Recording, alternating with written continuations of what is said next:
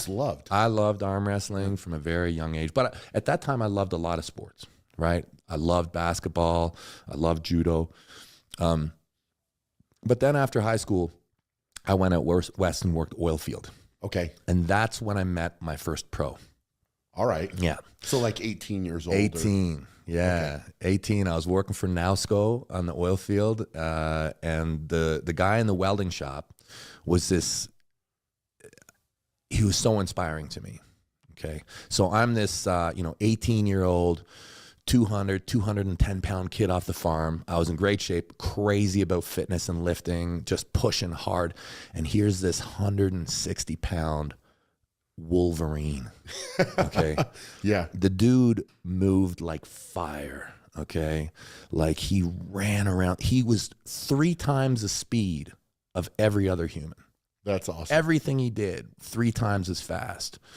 So strong. At 160, 165 pounds, he looked like he was 200 pounds. The strength that this guy has, I'd never seen anything like it. Okay. And everybody in that shop, all young men. Okay. Everybody's between, 18 and 25. And we all arm wrestle. Okay. And I could beat pretty much everybody in the shop. Okay. And every time that I'd beat a guy, they'd be like, yeah, but you can't beat Dion. Right. Yeah. So me being 18, I'm just hounding this guy. I'm like, let's go. You're just challenging him, right? All the time. Yeah. Wouldn't leave him alone. I used to shirk my responsibilities where it was big plant. There'd be like a building there, and I'm supposed to, sweep up all of them, because I'm a shop hand. Yeah. I'd always be in the welding shop. Just all over this guy, right? So he wouldn't. He just said no. He's like, I'm busy. Okay. And he was. Okay. Busy guy. Like he's running the whole shop, right? Eventually, one day after work, okay, I'm sticking around. It's 5 o'clock. He's getting ready to go. And I'm like, let's go right now. Yeah. And he's like, okay, let's go right now. So we go in the cafeteria and I can do nothing. Wow. Nothing. And I can't believe this. And I am redlining, okay? Yeah. Like, I'm like killing myself to try and beat this guy. And I think that he recognized that, and he's like, this kid is going to hurt himself. Sure. And he gave me one. Really? Yeah. Okay. So the next day, I told everybody that I beat him. Oh, boy. That was a mistake, I think. Yeah. So he's like, was it only you two there? There was maybe I don't know. Maybe his brother was there too. Okay. He had a brother that worked in the shop. So it wasn't everybody. No. Okay. But anyways, word got around, and anyways. But I think he saw something in me, regardless of my incident there, and he was getting ready for an event. Okay, he was getting ready for the Golden Bear. It's a big event in Russia that used to happen. Okay. Yeah. So I became his like punching bag. Okay. So he started training you or having you train with him. That's right. So I used to go by his house every like 10 days or so. He wouldn't let me do it very much. And he took me to the gym and he showed me how to lift for arm wrestling. And I was so hooked. Right. I always loved arm wrestling, but finding this guy who could make me feel so weak, and he was smaller than, like at 160, he was one of those genetic freaks. Yep. But that was a big turning point for me. That's when I was like, okay, this is my thing. I went to a tournament like 3 weeks later, and I placed 3rd in the amateur. Loved it. Went back home to Picton, and I found out that there was an arm wrestling club there the whole time that I didn't even know about. Oh, that's crazy. It's before the internet. Yeah. This is pre-internet. So it's got to be word of mouth or word of mouth. You had to know somebody who knew somebody, and it was hard. It's hard to find sport back then. It was tiny. Yeah. Joined the Army. Went Special Forces. Did 20 years in the forces. Throughout that time, all the sports kind of fell away. I did Ironman. I did all sorts of sports. But by the time I got to Special Forces, pretty much everything went away, and I held on to arm wrestling. I arm wrestled throughout that period. What age was that when you joined? I joined the military I joined the reserves in 95, I think. So I would have been 20 years old. Yeah. And then I joined the regular force in 96, and I would have been 21. Yeah, so I did, yeah, I was in the military till I was 41. Loved it. Loved it. I'd still be there if I was, you know, able to, but, you know, stuff kind of got complicated, and, yeah, and then I just became a full-time pro, and yeah, and here we are, man. Now you kind of had to make a choice there, right? It was very difficult. Yeah. I mean, what was that progression like? Because it sounds like you really loved both. I really did. Yeah. So what happened was, so in terms of like my military life and my sports, okay, so when I got into the military, I was in the regular military. I was an infantry unit in Canada, okay? Started off with the PPCLI, that's our Western unit. Okay. And then I switched to Royal Canadian Regiment, which is another infantry unit. There's a few of them, but I was in the one based out of Petawawa, which is a small place just northwest of Ottawa. Okay, and I was there from 98 until like 2000, 2001. Okay. And during that time period, man, it was awesome. Being in the military at that age, they were paying me to train and be on various sports teams. That's so cool. For a young man, like I was so happy. I had no distractions. Petawawa was like, there's nothing.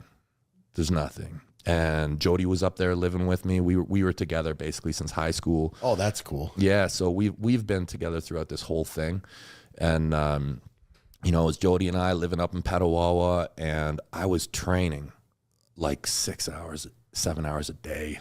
Like I went from SISM basketball to military Ironman to tug of war, and I was training for arm wrestling like the whole time.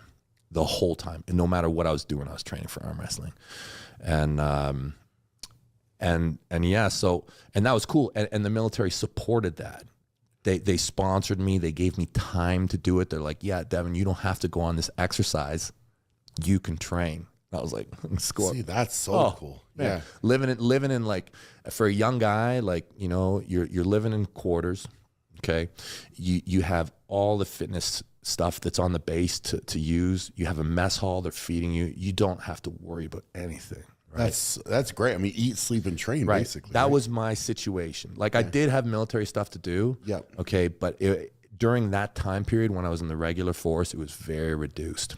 Got it. I was really in a place where I was more like just a guy who got to train all the time and wear the military t-shirt. So were you actively competing then? Were you taking matches during that period? Now, during that time, okay, I was basically in the amateur system.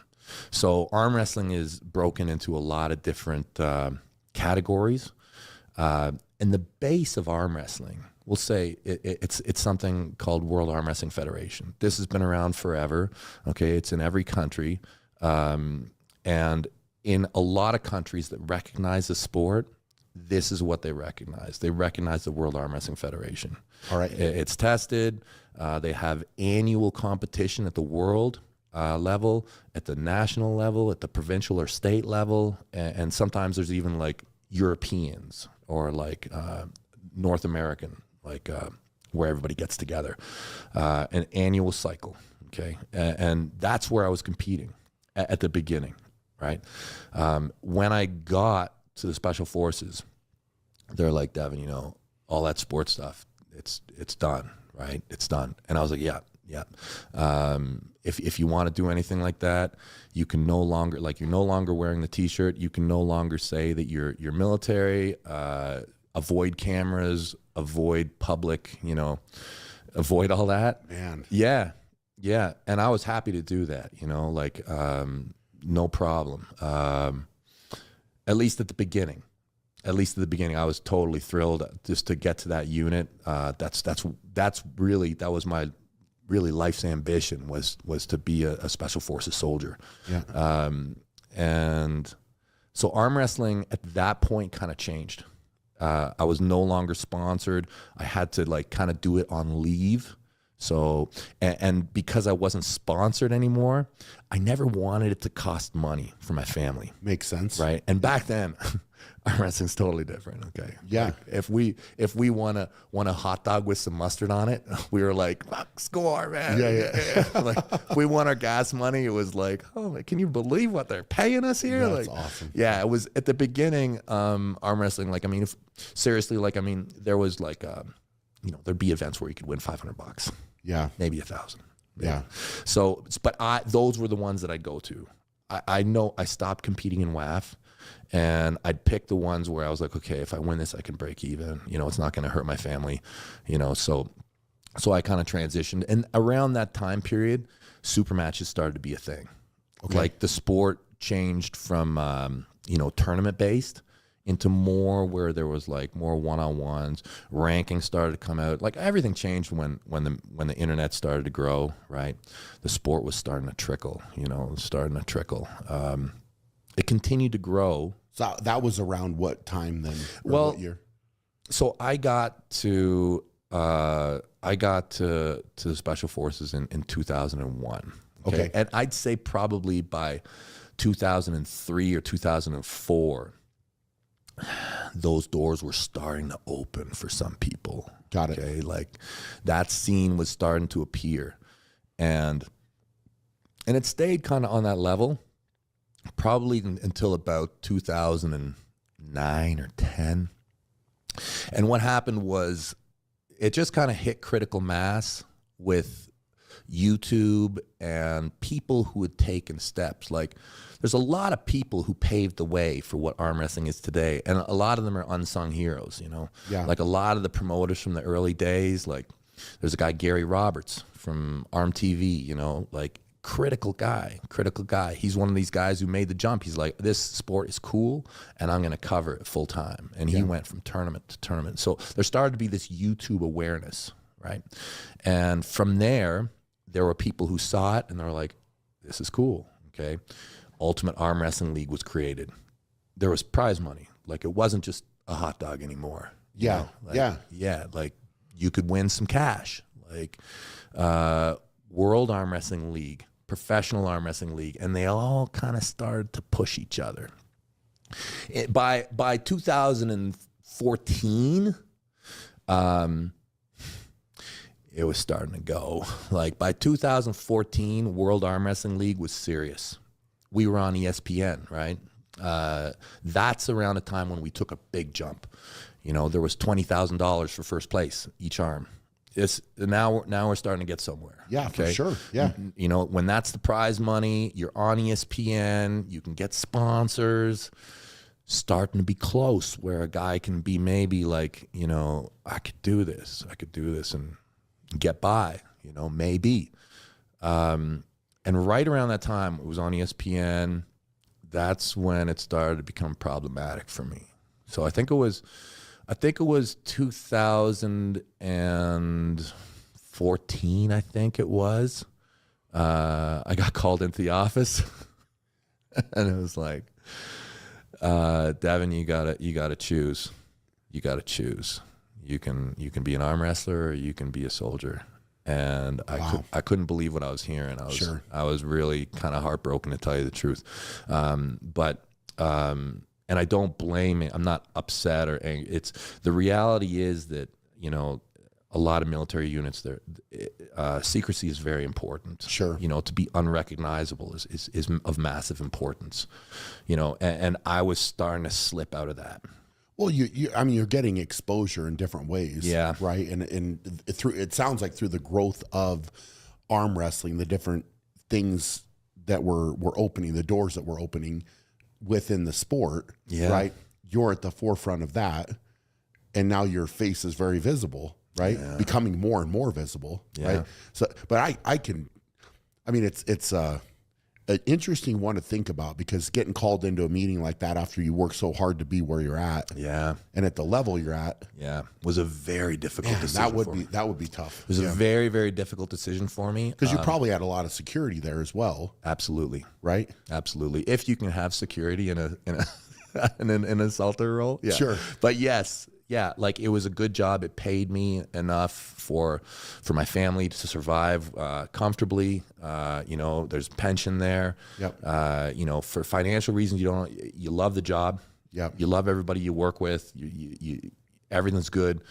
But I wasn't comfortable with giving up arm wrestling. I felt that on arm wrestling, like that is such a big part of who I am. Yeah. I've been arm wrestling since I was 4 with my grandmother.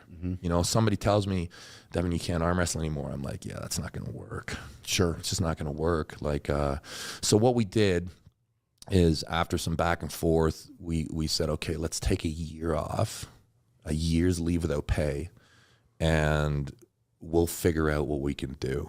Okay. Okay. So I took the years leave without pay, and I'm telling you, man, that was one of the scariest things. I imagine, because you're just jumping in.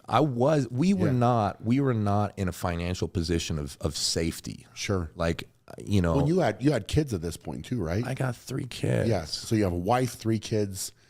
There's responsibility. I there. am the sole income provider at this point, you know. Yep.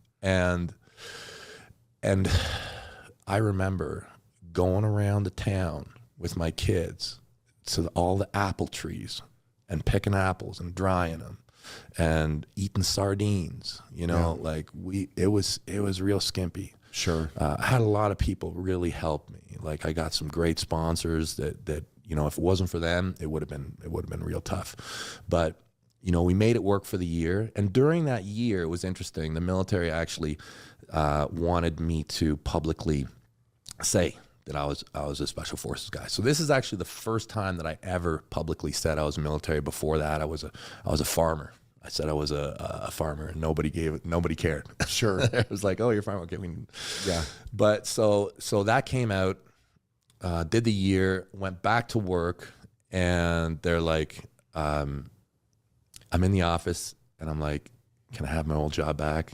They're like, are you still gonna arm wrestle? And I'm like, yeah.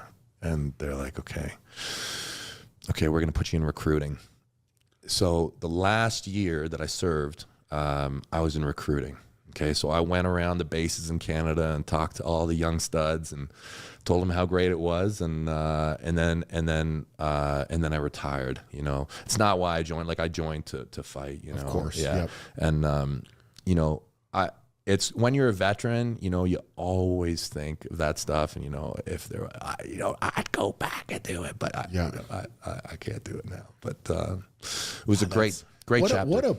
What a chapter of life, man. I mean, that's a lot of people won't understand that, right? That's a leap of faith in a big way, right? And it's kind of sink or swim almost, right? Like you just got to go, and you're following a dream and a passion. Right, but it's something ingrained in you. Yeah, and you were successful with it, right? Like that. I think that's what's awesome about it. Yeah. I was one of the lucky ones.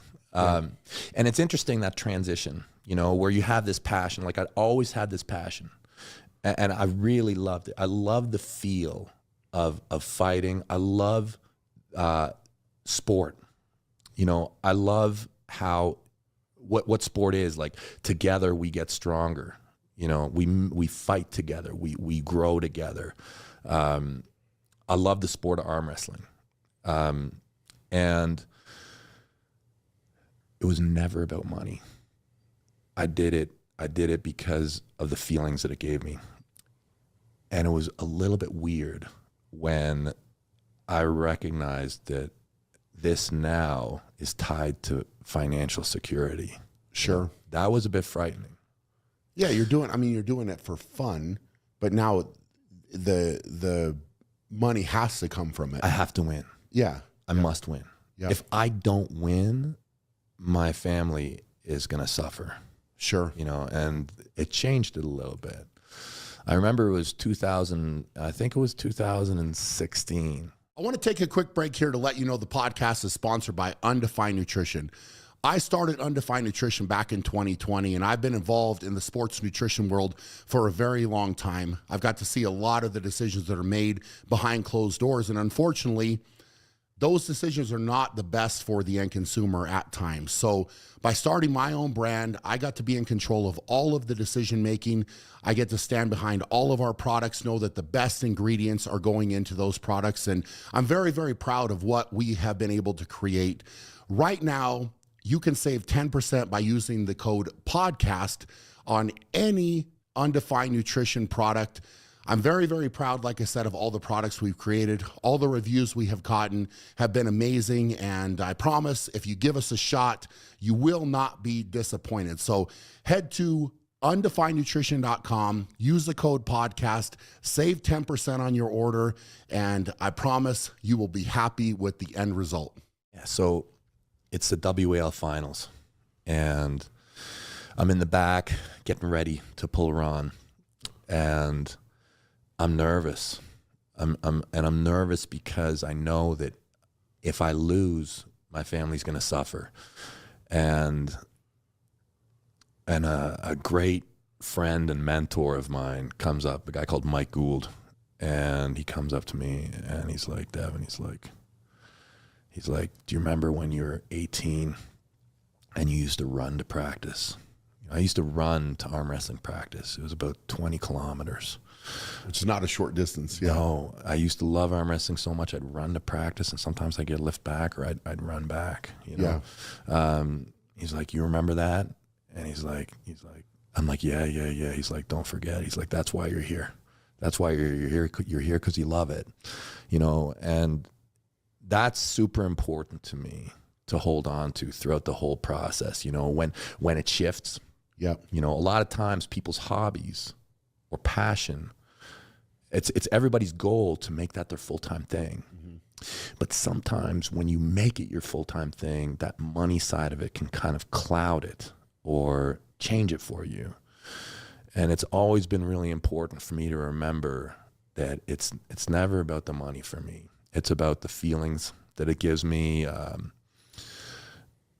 People work their whole lives and realize that they want to be healthy and strong, mm-hmm. you know, and they're like, okay, now I have all this money, but I've lost my health, you know. For me, it's always been very important to prioritize that, you know. Yeah. And did you win it?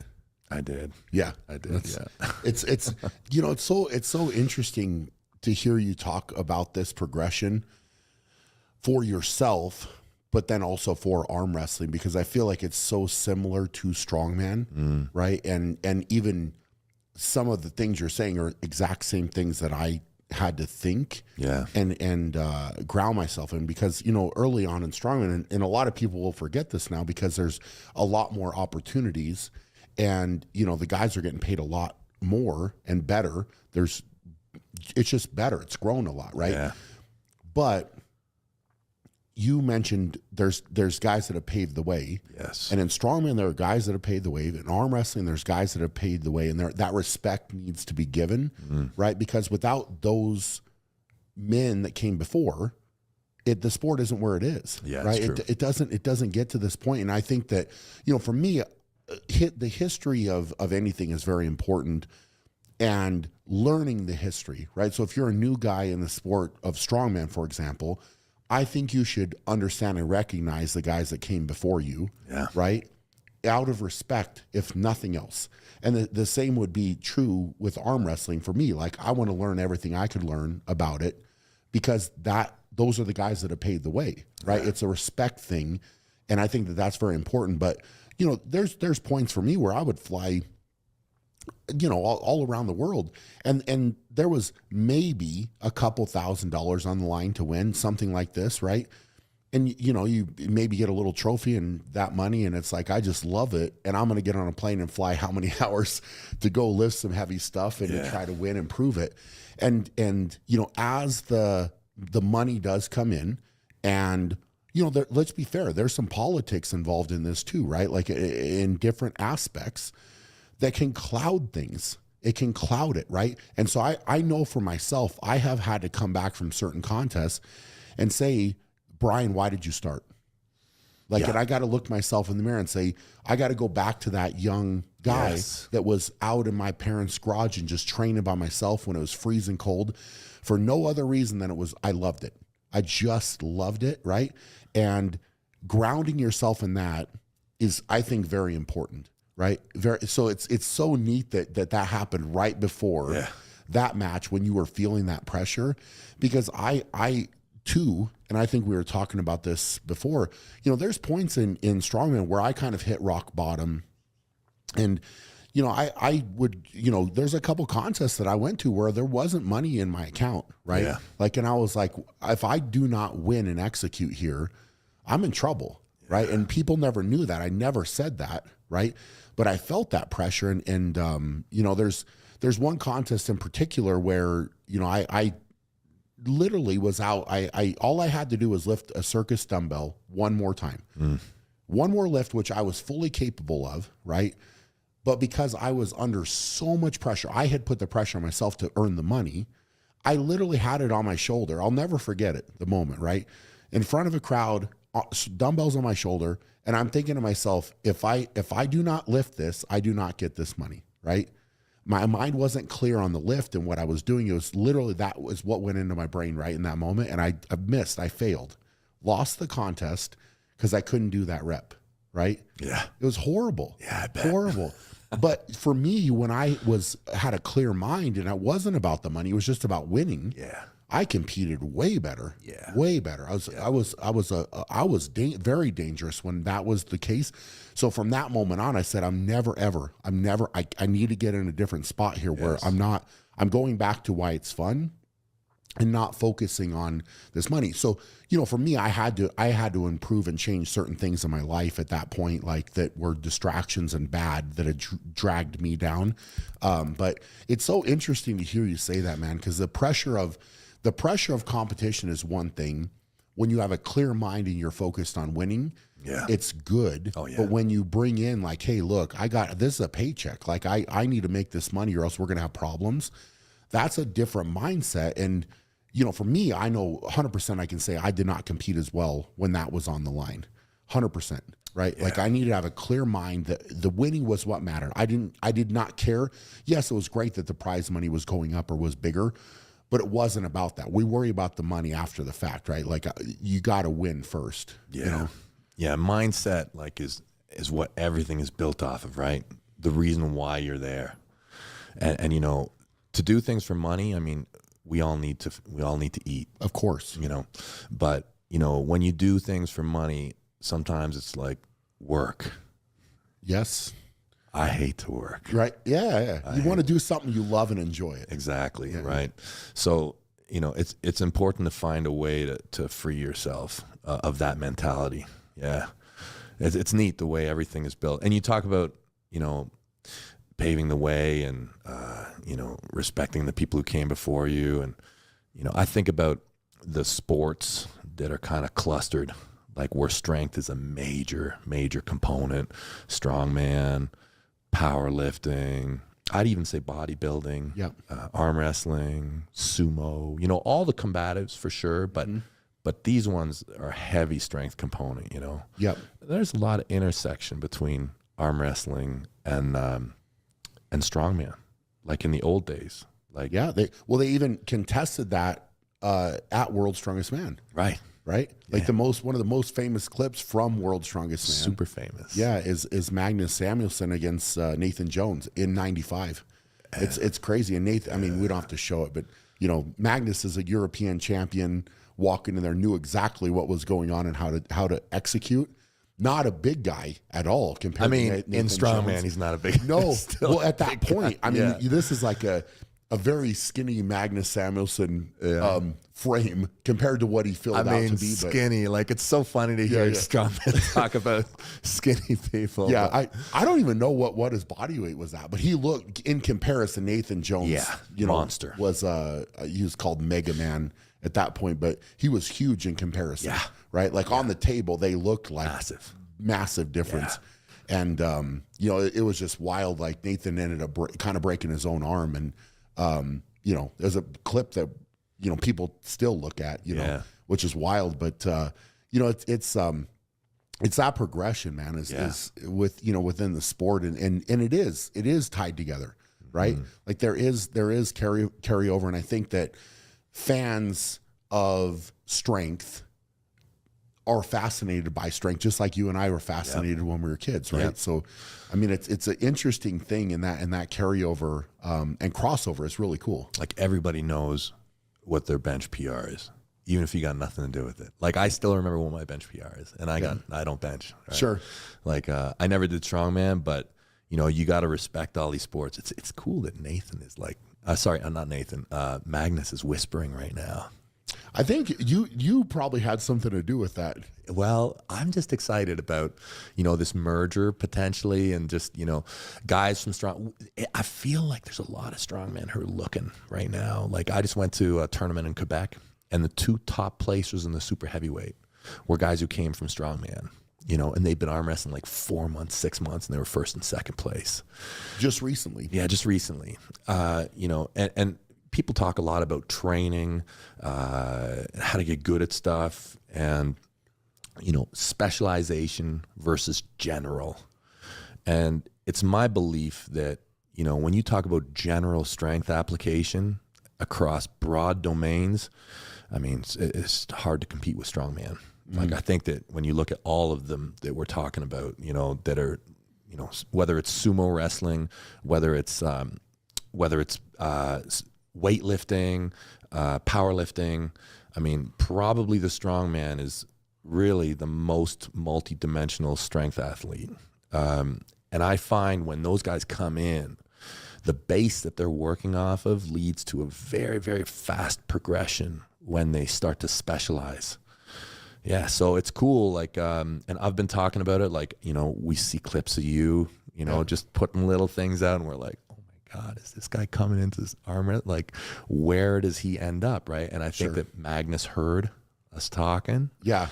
And he's like, yeah, throw my name back in the hat there. Well, I think it's fun. It's fun for people, you know, and you know, I mean, with you here, obviously we're training. Yeah. Right? We're getting on the table. You're sharing so much knowledge with me, which is amazing, right? And I 100% do not discount that, because this progression of your life that you're talking about, there's so much knowledge that's been gained, right? And you had to go through a lot of different things, trial and error. And you are, I mean, speaking of men that have paved the way, you are one of those men in a big, big way, right? Like you brought arm wrestling to the forefront, and it's being talked about more. Absolutely. Like I don't think there's anybody that you know, can disagree about that. And you know, for me, it's something I've been fascinated by, and maybe it was, you know, seeing Magnus and Nathan Jones like do it then. And you're like, hey, this is interesting, right? Obviously hasn't been contested in strongman as an event for a long, long time, but you know, it's something where, you know, for me, I'm competitive. I would say that's the number one thing, right? Yeah. Like about me, is that I am super, super competitive. I need and in love and embrace challenges, right? I love that. And, you know, this is from me, like where I played basketball growing up through college, and then I got done with that, and I needed that competitive outlet. I loved training. I found strongman, and strongman was great because I could break it down. I could analyze it. I could get better. I could train. You go to a contest, compete. You are honest with yourself and your abilities and where you need to go and how do you need to get better. And so, you know, I had a great career in strongman, but it filled that competitive outlet for me, right? And I think now I'm just looking at, okay, well, what else can I do? And this is something I've been interested in for some time, right? For years, really, right? And so now this is fun for me to think about, to mess around with, and you know, now to have you here and, you know, different guys. I mean, it's welcoming, right? Like I feel like it's a really welcoming thing. It's fun, and it's something that I can test myself in. It's outside of my comfort zone, but I get to test myself in it. And then, you know, I kind of went down the road with this potential MMA fight and what was going to happen there. And I jumped out of my comfort zone. I trained there. We never got to have the fight, right? But arm wrestling, in my mind, is combative, right? Like it's like if you and I are gonna get on a table, you're gonna have that adrenaline rush of what's going to happen, right? Like I'm gonna put it out there. I've got to be willing to lose, right? and be vulnerable in that capacity, arm wrestling, right? So the only other time that I've ever really had anything like that was actually doing the sumo wrestling that I did do in strongman, which is not, necessarily real. You start in the center and you took a grip high and low, and then you get your whistle to start. Yeah. But I remember that being very, very fun, because it was like you didn't know what was going to happen. And it's like you're basically right across from a guy, you're lining up, you're taking this grip, and you're like, all right, when they blow this whistle, you're going. Like, I'm going to take you somewhere, and you're going down. You're going to take me down, or I'm going to take you down, right? And it was just this adrenaline rush that was like, man, this is so good. And with training for the MMA, I kind of got that same thing where it was like, I'm preparing for this battle, I'm preparing for this fight.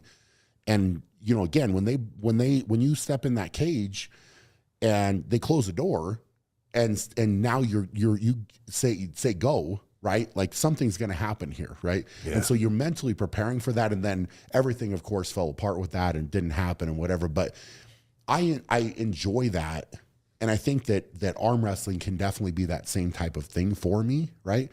And I think that that's what's fascinating, right? Because then you get to break it down, and the way that my brain works, and it very much worked with strongman, is I got to break the lifts down, right, and get better at the components, and then put it all like a big puzzle, right? Like I would always say, it's like a puzzle to me.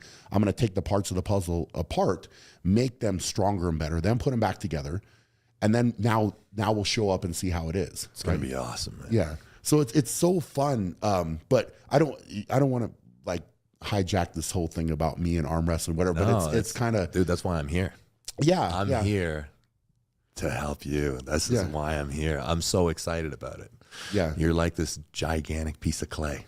It's fun. I'm having so much fun, man. It's been fascinating to feel and to learn and to hear you talk about everything. And I feel like yesterday we talked so much, and I literally wish I just would have taken notes. Like, because I was thinking last night, and I was like, okay, today I'm gonna have a notepad when we go through more to write it down, and I'll go back and watch a lot of the video that we shot. But for you, getting into arm wrestling, especially when you started to get more serious, who were the guys that you kind of looked at? Like, who would you say are like, all right, we got it, because I'm assuming John Brzenk is one of them, because I've heard about John, right? Like, and as one of the kind of, a lot of people I think would say maybe the greatest ever within the sport, right? I can talk a lot on this because there's been a lot, but yeah, I mean, we can start this discussion with John Brzenk. Okay. Is that where it should start? It should. Okay. Yeah. John Brzenk is widely hailed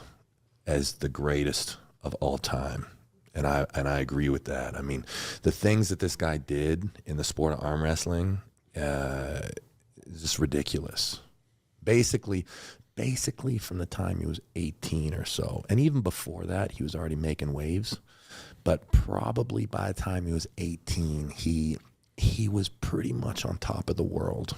Okay, that's young. That's really young. Okay, to be great at arm wrestling and be 18, we got a guy right now, Reno Masick, who's kind of knocking on that doorstep. But John at 18, the movie Over the Top? Mm-hmm. That's based off of a real story. That's John Brzenk. That's so cool. Yeah, John Brzenk actually won the truck. That tournament was real. The Over the Top. And he won the truck. He won the truck. See, that's cool. Yeah. That's really cool. Yeah, it's super cool. Okay, so, and he basically went on like a 30-year rampage.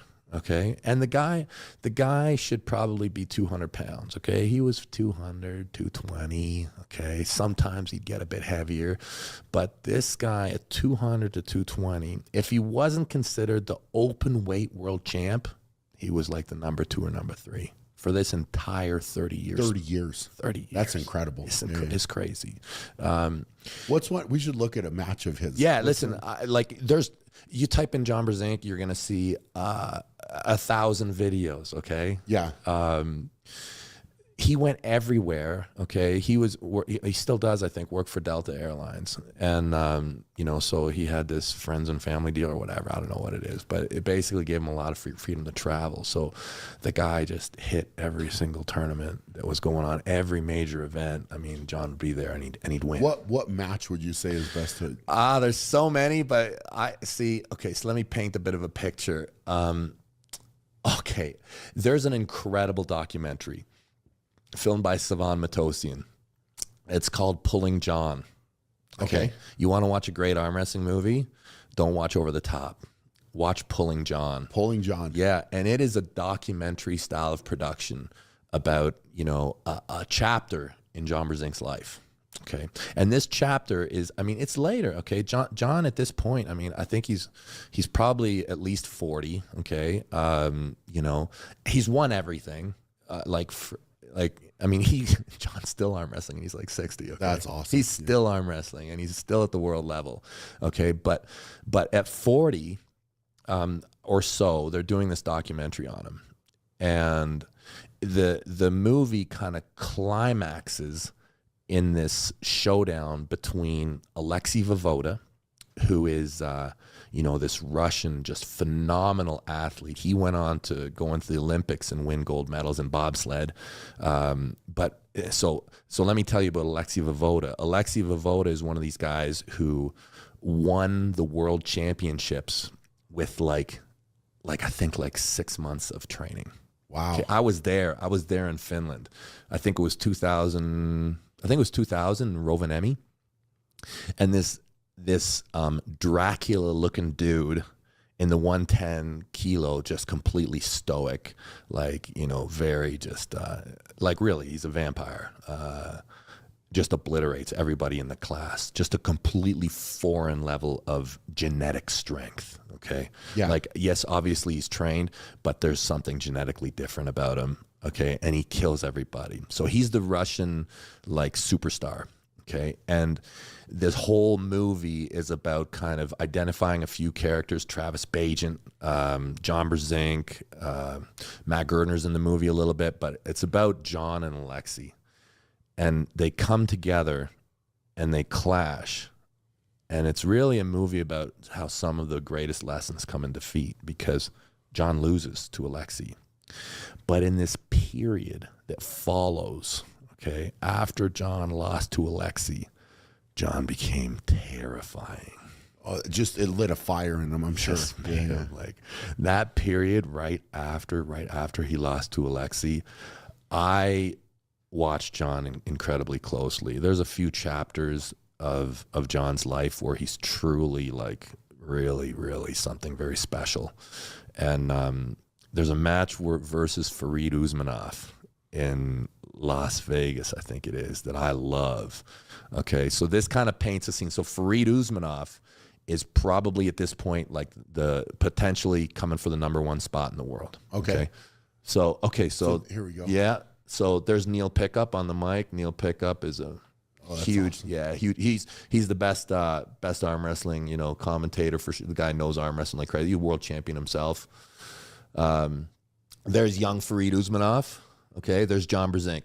Now I'll tell you, this match is actually the second match. Okay, so this is the finals. All right. John has already beat Farid. Okay. Now we've been talking about arm wrestling technique. John beat him outside. So he took his hand. And you see, John does this. He likes to test people. Okay. He's already beaten him one way. Now he wants to beat him in his strength. So he's decided to match him in a hook. This is Farid's strength. Okay. Got it. All right. And they're sunk, right? So this is like the most pure hook. You can see John's trying to roll out. Farid already tried to roll out. So neither one of them can get out of each other's hooks. So they're locked in this position, kind of dead set. Okay. This is like really when people think of arm wrestling, this is what I think of. Really pure. Just locked in. Locked in. No strap. No fancy. Both decided to meet each other in the middle in a hook. Farid wins. Got it. Now they've each won. So John has beat him the way he knew he could beat him in an outside move. Okay. Okay. Decided to go in the second time he faced him in a hook, and he got beat. There's Travis. Okay, that's another superstar of the sport. Bob Brown there. Okay, lots of these, you know, super famous arm wrestlers. Keith Michelle, arm wrestling referee. Okay, Neil Pickup's like always right up front, getting to love arm wrestling. So young, man. Yeah. Well, this is like 2006, so it's like 20 years ago. You know, a lot. That's the thing is, arm wrestling careers are long. You can arm wrestle your whole life. Okay, so a little bit of rehydration. Yeah, there you go. You know, now this is one of the craziest decisions. Okay, for me, like, when I'm thinking about, like, so what does John do now? Okay, he's faced with this thought of, I can probably beat this guy if I top roll him. Okay? Yeah. And that's not John Brzenk. So he wants to go to where the other guy's strong potentially. Yeah. And just demoralize him and beat him there. Yeah, and this is why John is one of our, goes back in the hook with them. Goes back into the hook with them, into Fareed's ace move, when he very likely could have top rolled him for a much easier win. So he decides to go back in with them. And we're in the same spot, okay? Redlining, hook, arm wrestling.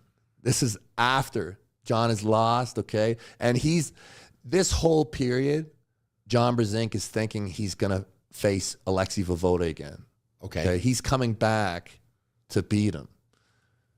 Fareed is like, and this is really probably at this point the number 1 and number 2 in the world. Okay, and this is important when you see how big they are. Okay, this is open weight number 1 and number 2, very likely. Okay, John is weighing probably about 215, 220 here. Fareed Osmov is probably like 260 here. Okay, this is a crazy match. Any match that lasts this long. Like, you are running, and there you go. John finishes with a press, okay? Goes crazy. Everybody's like, John Brzenk, oh my God, let me have all of your babies. Yeah, you know? You know, like, this is John Brzenk. That's amazing. Okay, man. and that tells was a long match. Yeah, really long match. Very traditional, okay? Yeah. Hook-based, okay? This era is gone. This doesn't exist anymore. Yeah. Okay, arm wrestling has become something much bigger now. This era gave birth, okay, more to what we have now. Okay, this gave birth to the WAL. It gave birth to the UAL. It gave birth to the PAL. Then there was COVID. Everything burnt down, you know, and from the embers came this new model, King of the Table, East versus West. Yeah. And this is what we have now. And this is modern arm wrestling. And right now, like today, arm wrestling is at the highest level it's ever been. You know, Levon Sagnashvili. Yeah. We've never seen a Levon before. Okay. Yeah. It's how, and we're, you know, now, what, 6 weeks post you guys, you know, having, I guess, arguably the biggest super match in the history of the sport, right? Like that was touted. Yeah. Very, very big. Yeah, it was a big match. It drew a lot of attention, okay? We got a lot of eyeballs on the sport. Yeah. You know, I wish I could have given him more of a fight. He's an incredible champion. Levon is everything. Can we pull up round 1? Oh, yeah, please, only round 1. Yeah. So round 1, 11, and yeah, it's, because that was, I mean, I was watching. I was like, man, this is, because you stopped him. Yeah. Right in the middle of the table. It was interesting because, you know, the first time I faced him, I got an injury in the second round at the beginning. Bicep, right? Yeah. I partially tore my bicep. And what did that feel like? Did you know it was torn right away? Yeah. It was just like a pop or like you got shocked or something. Yeah. Yeah. The bicep ripped. And it happened right when they said go. You know, like you train so hard, So here this is yeah. So I trained so hard based off of the information that I got, you know, to try and counter him because I was left unsure. You know, so there we slip. Yeah. But you know, like the first time I pulled him, I was like, okay. In that first round, I thought I felt something. So I trained. There it is, right? Yeah, there. right. So I trained to get that one spot for like a year and a half or almost 2 years. Yeah. To get this stop, you know. And I was like, okay, I'm gonna attack that wrist, and I got it. How did you feel right I there? was like, oh my God, it's gonna happen. It's Yeah. First surge, and then I have control of his wrist, but there's many pieces. Sure. There's many pieces to Levon. Yeah. Okay, so I had this one spot where I could kind of contest him a little bit, but he very quickly found other answers. Yeah. Got it. It will be very difficult to defeat Levon. It will take someone very special. Yeah. Yeah. Well, he's strong in all the lifts, like talking about the different lifts that we've been going over, right? It seems like there's 100% skill on the table. 100%. Without a doubt, right? No doubt. Then you bring in the component of how strong are you in these lifts. And I think that's what's been fascinating for me to talk to you about is that's measurable. Measurable. Right? So you have these different lifts. What one, if we pull one up like we're talking about, like you would say, what a pronation's an easy one. Okay. Everybody kind of does the pronation, and it's quite easily measurable. Okay. And when you saw that first round, that's really what I'm hitting them with. I'm hitting them with that lift. But your lift going into that was the strongest it had been, right? Ever. Ever. I think I was approaching 170. I'd have to look, but I think I got up to maybe 166 or 168. I don't remember. But Levon is still another probably 20 or 30 pounds higher than that. But the lifts relate to each other, like they don't go against each other. So my pronation lift goes against his cupping lifts. Got it. Okay. So if we look at if we can, like you can find, like if you type in Devin Larratt pronation, you'll probably find a short. If you go 160 pronation, I remember I did a video at 160. That you put out there. I put out tons. And this is all done with a like a belt, right? Like martial arts belt. Yeah. And you just hook it to a stack of weights. Very simple. And just that is your measurement. That a lot of the lifts that we do, like that we've done in your gym, they're like, there you go. Yeah, the top one there is super. Oh no, that's like an analysis. Go on my channel. Go short. There it is. Go down on shorts. That's all you need to see. Yeah, that's all you need to see right there. Like it's nice and short. Okay, me powering up on some Skittles. Okay. All right. Where's my sponsorship, Skittles? Yeah. Yeah. Just had to throw that just in there. like that. Just boom. That's all you got to do. So that's your measurement. And this is what we've been talking Directly about. Transferable. So a lot of these lifts, like a lot of these strengths, they're pieces of the puzzle. Like arm wrestling's fluid and you're putting together all these different things. And just because you can do the lift, it doesn't guarantee that you're going to be a great arm wrestler. However, if you've been arm wrestling a few years and you can do the lift, it's directly transferable.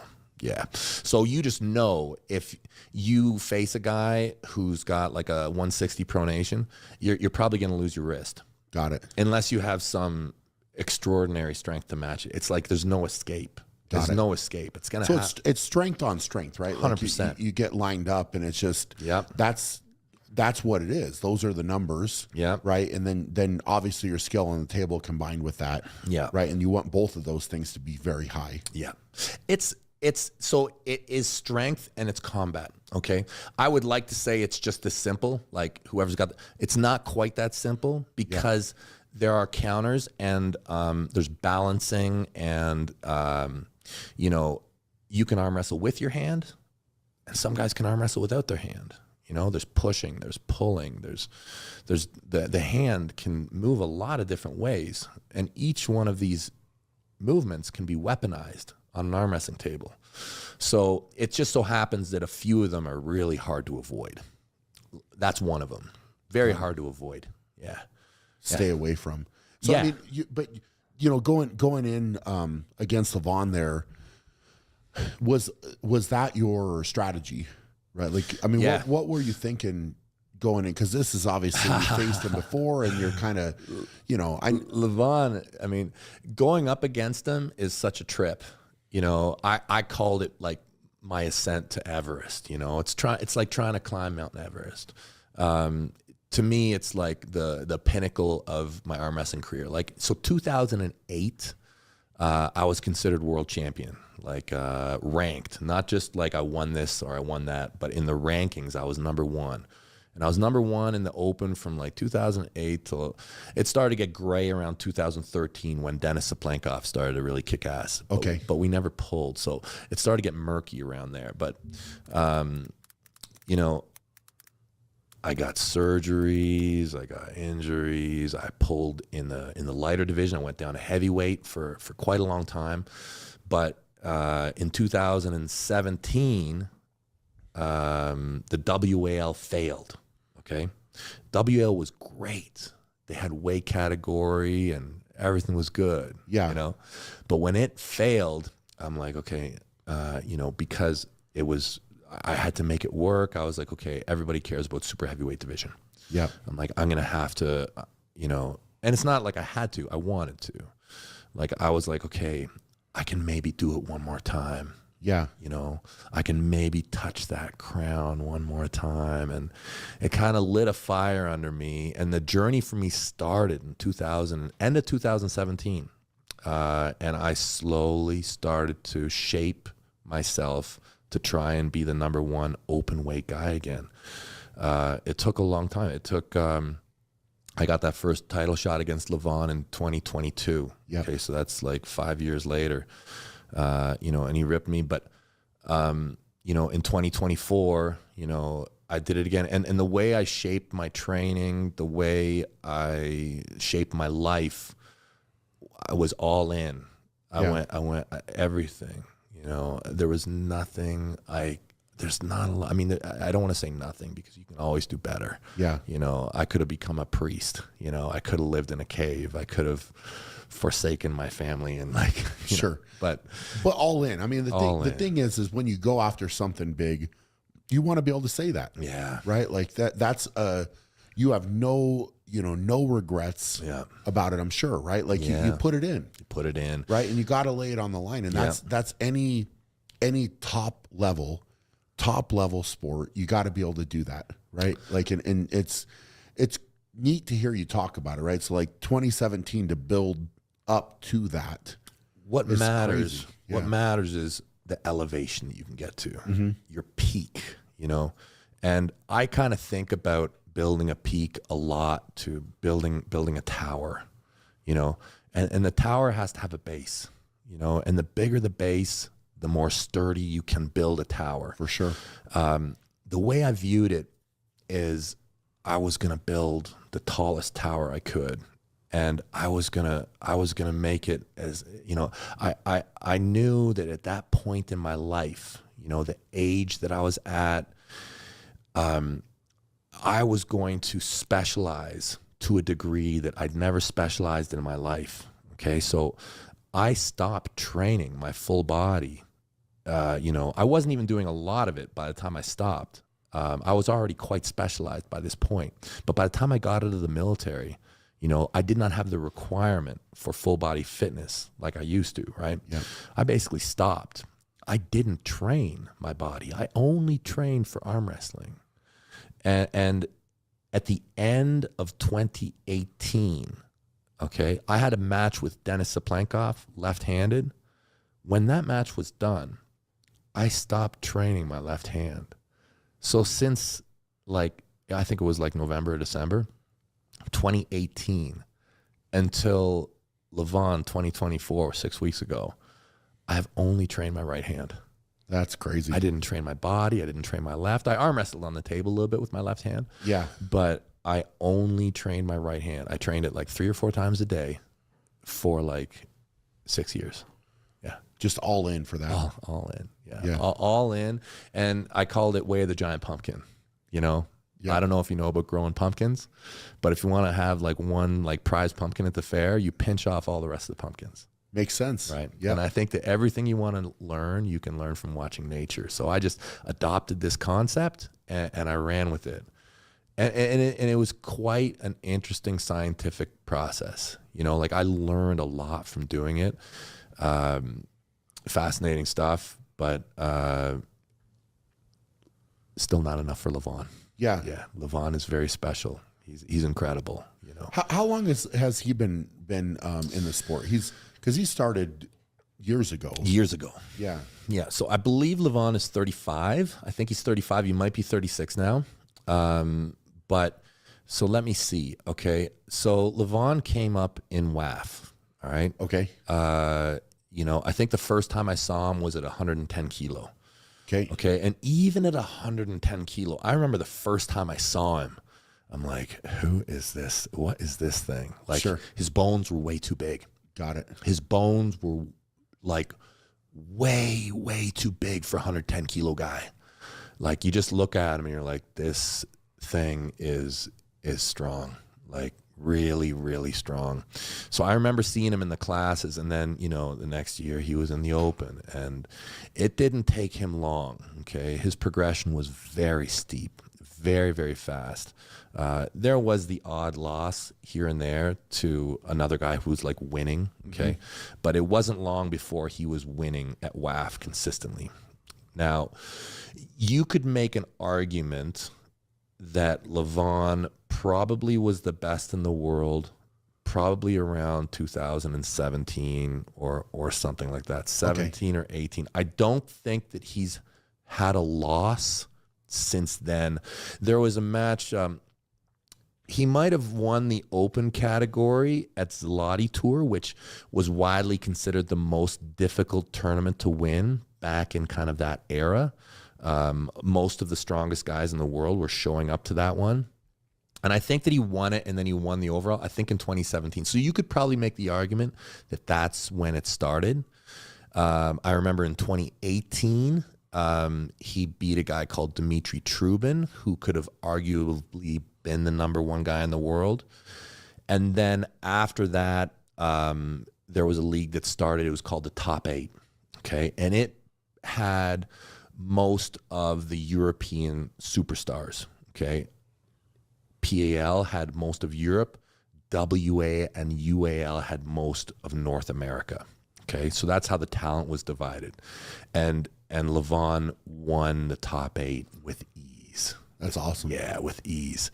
And he was becoming, at that point, he was becoming something very special and widely recognized. Like, his level of strength was just completely unmatched. Like, nobody was close. Like, he was taking like peers, okay, so guys that were on that world level, and just destroying them. Just no problem. No problem. No problem. And that continues to this day. Yeah. Yeah. And now East versus West, I mean, the level is high. The level is high. It's higher than it was. So what happened was, you know, there was segregation. Okay. So, you know, you go back to like 2017, 2018, it was splintered. Okay. Like, you had all these champions, but nobody really knew who was the best. Was it Michael Todd? Was it Travis? So you can make an argument one way or another. You could. Got it. But the thing is after all those leagues burnt down during COVID, what came was king of the table in East versus West, and there was no contract issue. Everybody's there. Everybody. Got it. And that's how it is today. Everybody is there. Well, it's kind of neat to have great. everybody come together. It's and great. Get to really see. This is it. Right now, this is the peak that we've ever had in arm wrestling. It's been splintered before this, right? So now we're unified as a sport at the highest level. Yeah. And right now, nobody's close, okay? The top guys like Vitali, Hermes, Dzernov, Krdecha, you know, Georgi Svetkov, all these guys, in my mind, you can even throw Jerry Cataret in there. All of them are like heavy underdogs. Got it. Heavy. Yeah. You know, we'll see. We'll see. I think that what we need is to beat him. I think that there is like, you know, like on the roller coaster, you must be this tall. Sure. To get on the ride. Yeah. Yeah. I don't think that there's much chance for somebody who's under 300. Like, I was totally fucking maxed out at like 265. Like, sure. I don't think you could have. Well, he's what, right around 395? 400? He's been as heavy as 420 or so, Okay. I think. But I think mostly he's more around like around the high 300s. Okay. Yeah. Yeah, I think that that's more where he sits. But it's the bone structure.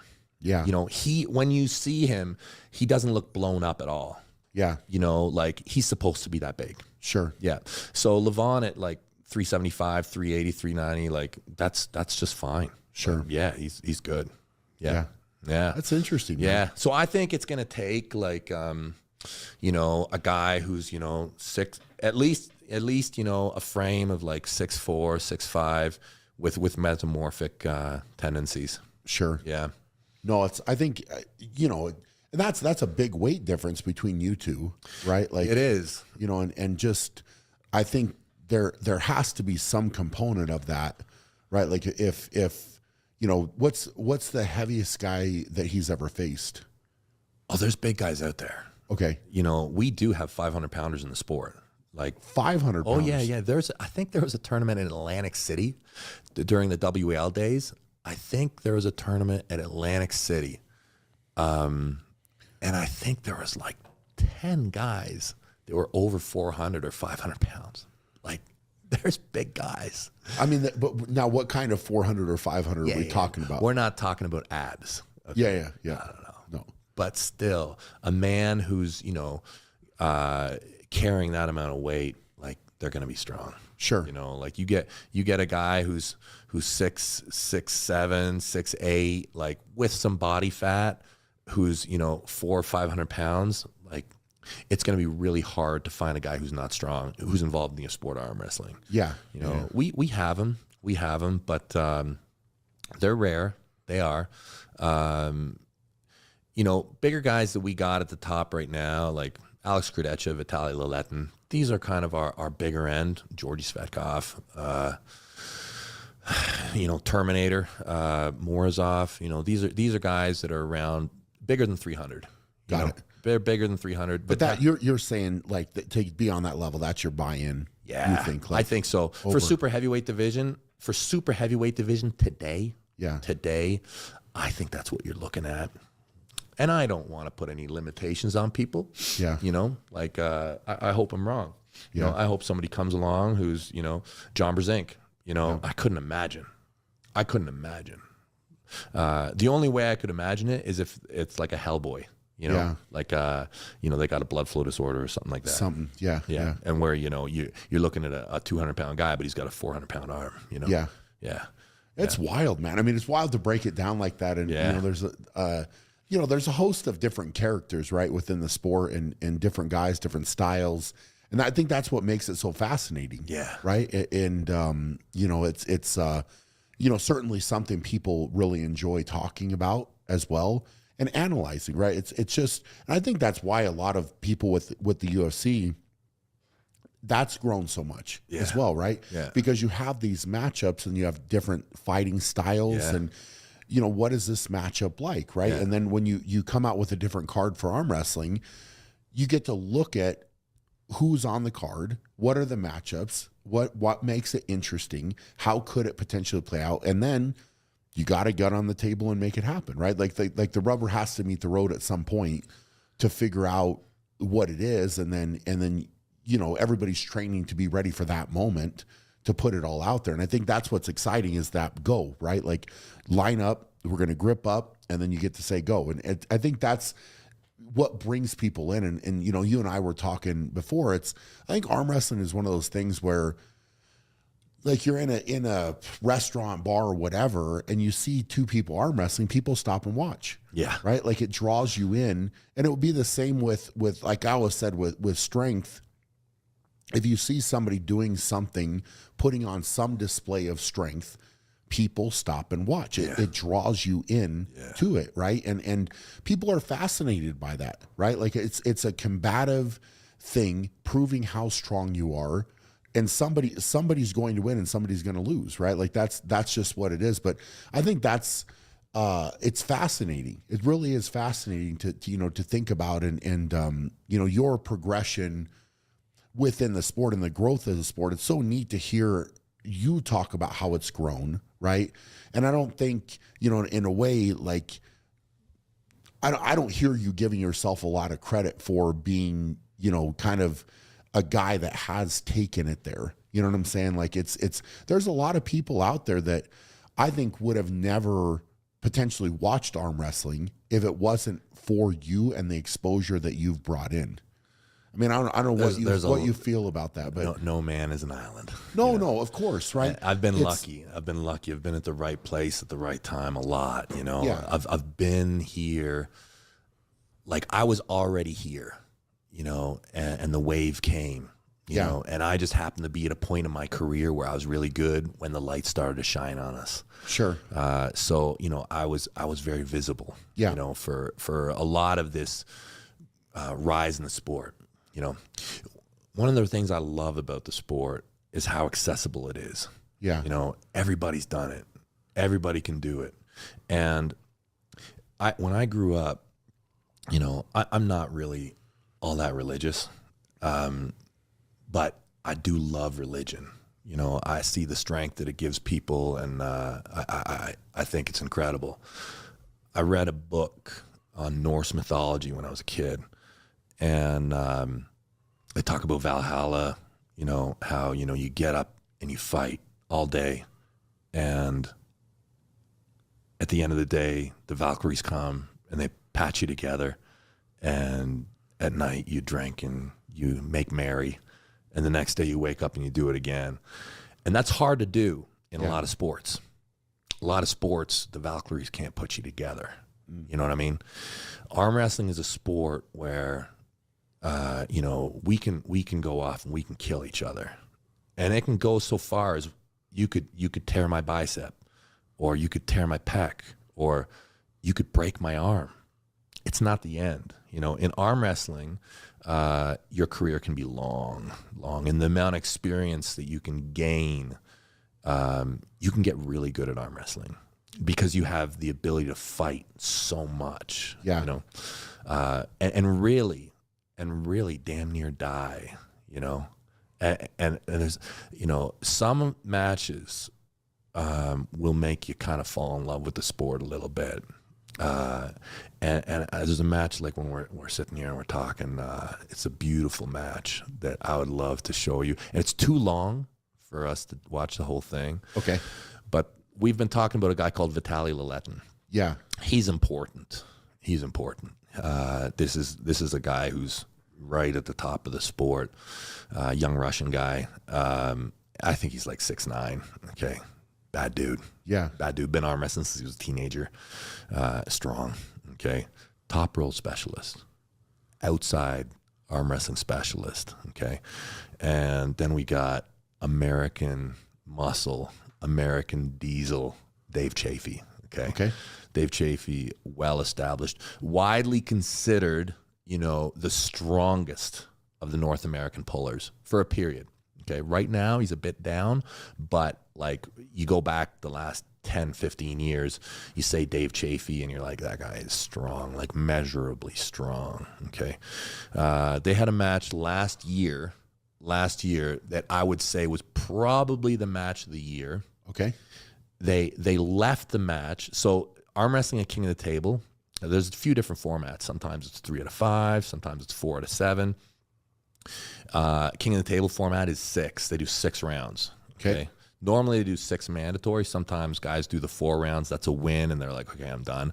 But typically they're kind of, it's presumed that you're going to do 6 rounds. Okay. Okay. If you're tied 3-3, you're going to do a 7th. Got it. Okay. They did a 7-round thing. They went back and forth. I think we got it. Yeah. And at the end, I'm going to spoil this. At the end, they're dragged out in stretchers. Oh, wow. Oh, yeah. Yeah, this match was crazy. Like this match, I think it's like an hour long, okay? Like this is a long match, but we can kind of start to see the real contrast in styles, okay? So the guy on the left, Vitaly Leletin, this guy is 6'9", and he's, at this point, I think he's probably right around 300, okay? Okay. Dave Chafee is probably like 6'3", probably like 275, 280, okay? And this is at King of the Table, okay? This isn't for the number 1 spot, but these guys are considered, probably top 7 at this point, somewhere around there, both of them, okay? And it's a real contrast, very, very contrasting, okay? So that's a symbol for the referee's grip, okay? They're unable to really find their grip. Yeah, in a set amount of time. Okay, so they're chalking up, and the referee's going to kind of put them together, kind of set everything. They lose the right to move. Okay. Okay. Like there is some gray area here, but they really lose the right to fight for their grip at this point. The referee puts them exactly where they wanted to go. And if they move, they can be fouled. Okay. So the referee's closing them up. I'm sure they're going to go strap here. Okay. Right. Real neutral, right? Yep. So they're going to get tied together. And now this is a beautiful match. Okay. I really like this match. It's like, a lot of matches I love. I like it when it's close. Yeah. I like it when like it kind of goes back and forth. Yeah, it goes back and forth, and it's like the person needs to evolve mid-match. Like the plan you had coming in is gone. Like you are going to have to create a new identity to make it happen in the moment. Yeah. And actually, again, like we can skip around a bit. I think we should watch this first round, but this is Dave did that. Okay. So I had never seen Dave do a flop wrist press before this match. Interesting. Yeah. Okay. So he figured out how to flop wrist match right in this matchup with Vitaly Leletin. Okay. And the flop wrist is really a counter to a guy with an incredible hand on top roll. Like he's going to beat your hand. If he stays with it, he's just going to lose. So he has to kind of give things away and kind of try and counter him. So it's close, right? Dave is strong. Yeah. Right? So the match is moving his way. Vitaly is just staying with it. He's hanging in there.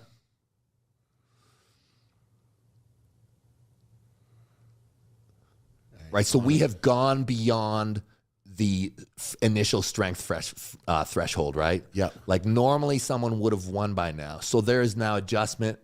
There's Dave's shoulder.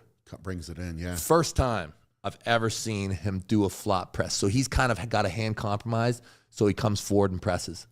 Interesting. It's the first time I ever saw him do it, okay?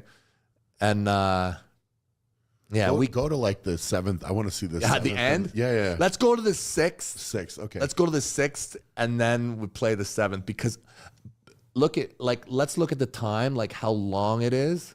Oh, it's crazy, man. Yeah. Like it's like it's an hour. It's over an hour Just long. That one. Wow.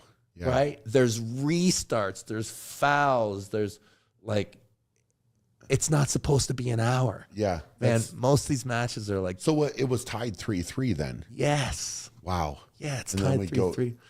Yeah. Anyways, yeah, and they were hauled out in a stretcher. Yeah. You know? We'll see if we... Yeah. Sure. It's hard to break that down in 1 hour. Yeah, no. Like you could make a whole video like just about the analysis of this match. Wait till they're going to strap every time. Oh, wait, maybe not. Maybe not. That should be so under the WAF rules, that would probably be a win for Vitaly. Got it. But the thing is in modern professional arm wrestling, all the slips go to straps. Got it. So it doesn't matter what position you're in. Doesn't really matter. Okay. So like in a very purist kind of arm wrestling, that would probably be a win. But in professional arm wrestling, they're going to tie you up. And that's why I always say, train a lot in the straps, because it's very easy to get straps now in professional arm wrestling. And it's different. It's different pulling in the straps than pulling freehand. So this is sixth round. This is 6th round. Okay. So you see Dave has really moved into that press, right? Yeah, he's got his shoulder forward. Yeah. Okay. And they've already been arm wrestling for like an hour. Okay. They've been doing this for like an hour. So what was the call? There was a foul? Yeah, there's a foul there. Okay. I kind of took my eye off. I think it was probably Dave got the foul. But you can't go 100% for an hour. No, that's wild. You're being asked to kind of sprint. Also, here we are again. Yeah. He's going into that. Yeah. Right? He's just sticking it. And Dave's behind in the count, right? It's 3-2 for Vitaly. And he fouled potentially. So yes. He's got the one foul up there. He's just working that press, right? And I'll tell you, man, that's got to hurt. Yeah. We say test your frame, okay? His bone structure is on the line right now, okay? Like, this is not a